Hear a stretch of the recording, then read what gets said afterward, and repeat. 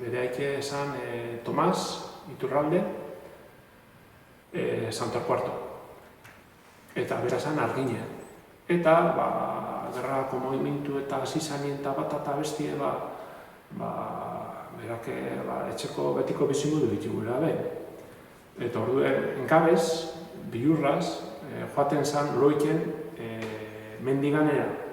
Hau da, Abaino eta Berrizko horre mugan, mendigain dekogu, eta ara joten zan, hartak eta hunde badauz, eta berak esaten dugu, hartapietan eta bat eta bestie botar montazarren bat, eta han pasado ezela, hainbat gaba, purtsu bat, Bihurraz eta gabetan bai, igual kanpoko jentie edo euskal honi ez da izen movimentu hongo zan, Bihurraz harrapau eta erungo eta bien nunbaitera eta holan, eta hori ikabela.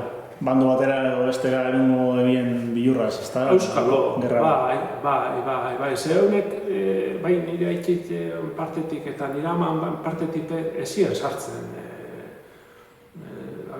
Nire aitzitien partetik beraz zaituz, baserri zen, zan errenteru egon zan, berak esatozku, usaba, baserriko usaba zala karristia.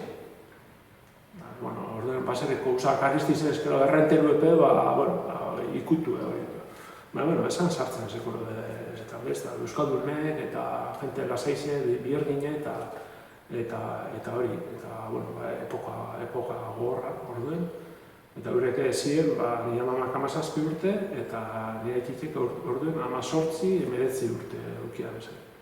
Eta hortxe da erratua bezala. Eta euren handik hainbat kontakizun jasona bezala.